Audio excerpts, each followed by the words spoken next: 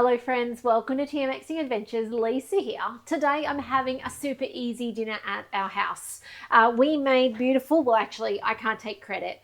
Mr. how old is he now? 12, made tikka masala, the quick tikka masala the other night. This is the leftovers. It makes a beautiful 2 litres worth of curry. And so we end up having about 1 litre left. Now reheating with your Thermomix has never been easier. You can literally put it in your Vorwerk and reheat it over water, over soup, or I'm going to use my simmering basket and do it over water with the rice, right? So I'm going to cook rice. So in here I have half a basket of rice. I have rinsed it, but now I'm going to fill it. Now you fill it to the line of the bottom of the top grains of rice. I'll show you what I mean. So getting the water straight out of the tap. And by the way, this is how we do it when we were camping. So when I was away, some of you have seen the photos from our camping, and we took this away. We actually took this same recipe away. We put beautiful snow peas around it to have for dinner. And there we go. See how you can see the water just through that rice? That's what we're looking for, just through the rice. Now we put the lid in place. Do this on any model, just with your simmering basket. Don't go over halfway, because over halfway it needs to double.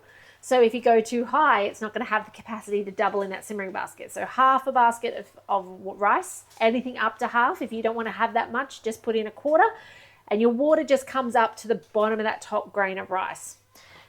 In your varoma, in your thing, you want your dish with your leftovers in there, and we're going to cook this for 20 minutes, which is how long white rice takes. If you've got brown rice, do half an hour.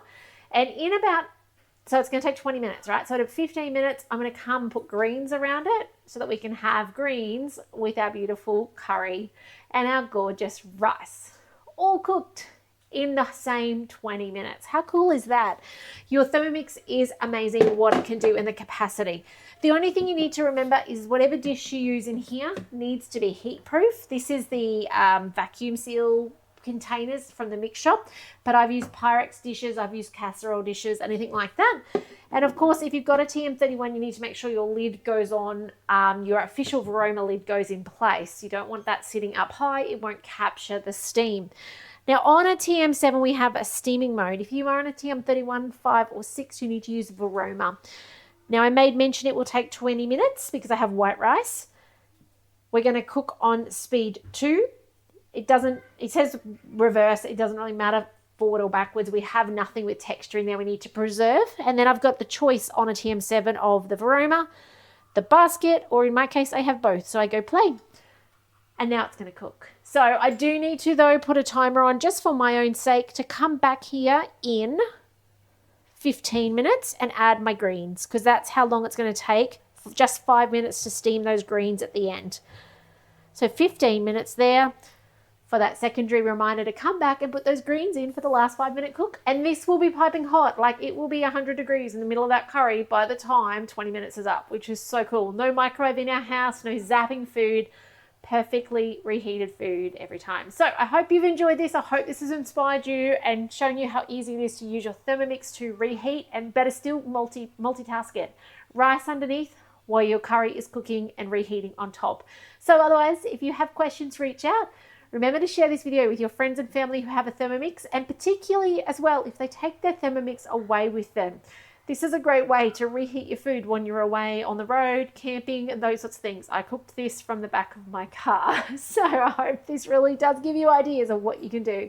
And if you are looking for food to take away camping or caravanning, or if you are a batch cooker and you like to cook once and eat multiple times, check out my Fill the Freezer. It's on my website. In the store, you'll find the ebook with videos. The videos are actually the gold. The ebook is just kind of like, hey, this is what we're making. But it's all these recipes that are sources that you can then divvy up, flat pack and freeze to then add your veggies and protein to later on.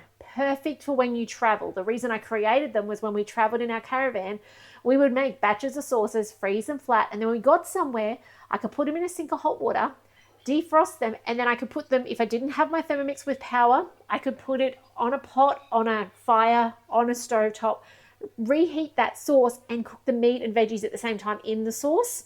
But if I have my Thermomix, similarly I use my Thermomix in that way as well. But it means you don't need to go buy your chicken tonight or your jar of butter chicken or anything like that, you literally have those sauces ready to add your proteins to.